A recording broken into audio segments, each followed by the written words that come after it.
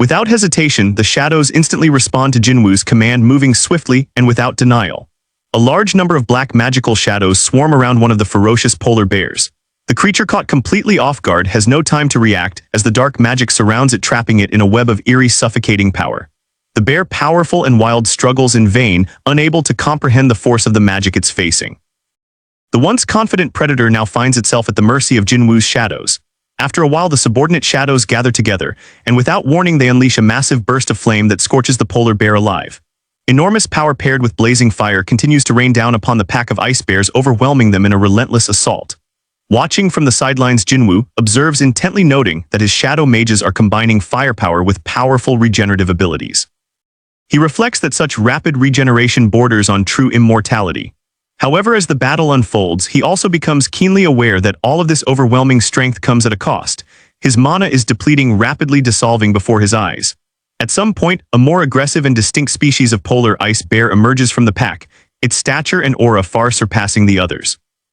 Jin-Woo instantly identifies it as the long-awaited leader, recognizing its dominance not just by appearance, but by the commanding way it sweeps away nearby shadows with a single crushing blow.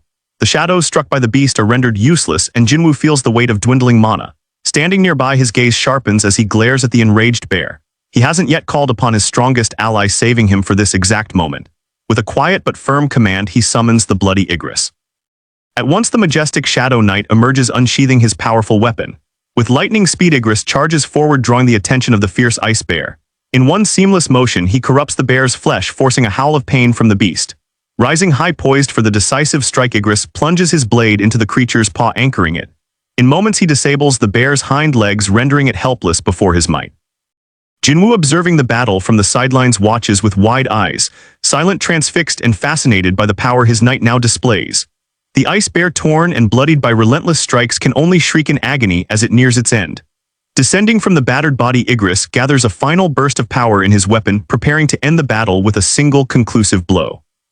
As the mighty Igris executes his final strike, the head of the ice bear leader crashes to the ground with a heavy thud, signaling the undeniable end of the battle. Victory is his. The bloodied battlefield stands still for a moment, the silence settling like frost. Igris, without a word, turns from the fallen beast and calmly strides back toward Jin-Woo, his shadow lord. Watching this unfold, Jin-Woo is hit with the realization of just how fortunate he is to have a warrior like Igris by his side. Looking at the majestic knight through a thoughtful gaze, the boy reflects on the strength Igris possesses. Once upon a time, he might never have imagined commanding such a powerful entity. And now, standing here, he begins to suspect that at their current levels, their powers may even be on par. The severed head of the polar bear stops at Jin-Woo's feet, and as if signaling the end, Igris drops to one knee and bows deeply before his lord, his crimson armor gleaming faintly in the cold light. Jin-Woo remains silent for a moment, still assessing the immense strength and discipline his knight displays, before stepping forward and resting a hand gently on Igris's shoulder. "You did well," he says, his tone calm yet resolute, affirming the victory. Turning his attention to the massive corpse of the fallen ice bear leader, Jin-Woo contemplates its potential. A powerful beast like this would make a formidable addition to his shadow army. Stepping closer, the boy prepares to give the command. With conviction, he utters the word "rise," and he waits for the dead to move once more under his dominion. A sharp chime echoes in Jin-Woo's ears as the system notification materializes before him: shadow extraction successful. A vibrant blue glow begins to pulse around the massive corpse of the ice bear leader. The light flickers and expands, wrapping itself around the lifeless body as shadows twist and churn beneath the surface. Then, with a sudden surge, the glow collapses inward, and the once dead beast begins to rise again.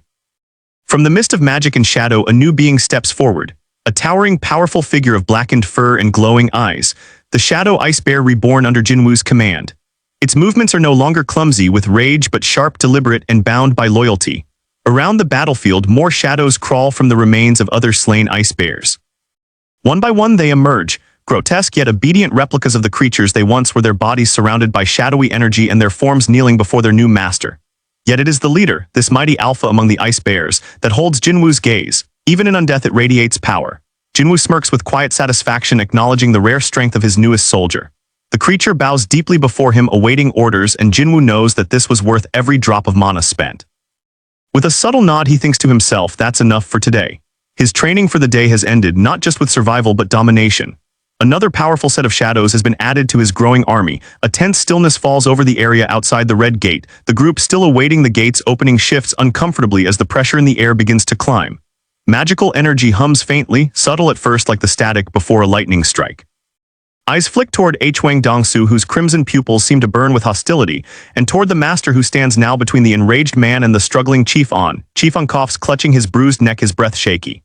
Drool drips from the side of his mouth as he stares up at Dongsoo, confusion and fear clashing in his watering eyes. Hwang Dongsoo smirk widens, malicious and smug. "You really thought I'd believe that story?" he sneers. "There's something off about that Jin-Woo boy, and I'll find out what it is, whether any of you like it or not." The master doesn't move a step back. His voice slices through the air. "Release him." Now Dongsoo doesn't flinch. "And if I do?" he says, rolling his neck as a swirl of fire-red aura dances around him. "Are you finally going to stop hiding behind your desk and act like a real guild leader?" The temperature spikes, not metaphorically but quite literally. The heat becomes suffocating. Tiny cracks appear on the pavement near their feet. The onlookers begin backing away. Low-ranked hunters avert their gazes, struggling to even stand straight under the pressure of two S-rank auras colliding. Chief Ahn gasping and still crouched looks between the two men. He knows what's coming. A clash between two S-ranks here would not end with just harsh words. Suddenly the master moves forward a step, his aura flaring. "If you raise a hand again without reason, Hwang Dongsoo, you'll be the one explaining to the association what happened here." There's a long pause. Dongsoo stares at him, then finally clicks his tongue and drops his hand from Ahn's collar. He turns away with a grin that doesn't reach his eyes. But everyone present knows it isn't over. Something is building behind his gaze, something darker, more dangerous. And all of them, especially the master, know that once Jin-Woo returns, everything will change. In this bitter frozen realm, the Red Gate's cruel reality, Kim Chul stands like a shadow of his former self. Once proud, once feared, he now trembles. His breath rasps in ragged bursts, misting in the glacial air. His armor is cracked. His sword hilt, barely clutched in trembling fingers, leads to nothing but a jagged shard of steel. Beside him, his shattered shield lies half buried in the snow, a silent testament to how hopeless this battle has become.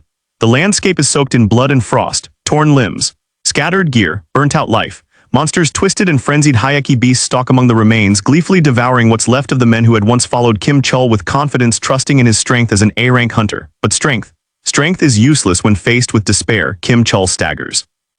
His mind fractures under the pressure. The memories of his comrades' final screams echo distorted. His thoughts swirl around a single word, repeating it under his breath as if trying to ground himself.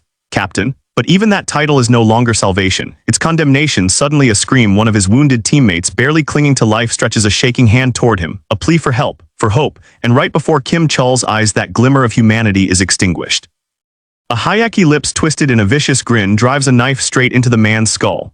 The blood spurts into the snow like ink into paper, dark, messy, final. Kim Chul's feet freeze to the ground. Time slows. The Hayaki stares at him with wide, ecstatic eyes. Its mouth twists in grotesque pleasure. Blood still drips from its blade. The scene is a mockery. A grotesque performance for a once mighty captain who's now nothing more than the next prey. Then a thunder of hooves from the swirling snow ahead. A larger Hayaki appears, one far more terrifying. It rides atop a massive frost-covered beast, its eyes burning with intelligence and hatred. This one isn't like the rest. It's a leader, a predator. And it's hunting Kim Chul. Kim Chul sees the end before it begins, not just his end, but the end of the illusion that he was ever strong enough to lead. And so he screams, a raw guttural sound, a sound that does not plead. It rages, it breaks, it shatters, and he runs. The last command the mighty Kim Chul ever gives is not a battle cry. It's the instinctive, panicked flight of a man who realizes too late that he was never the hero of this story.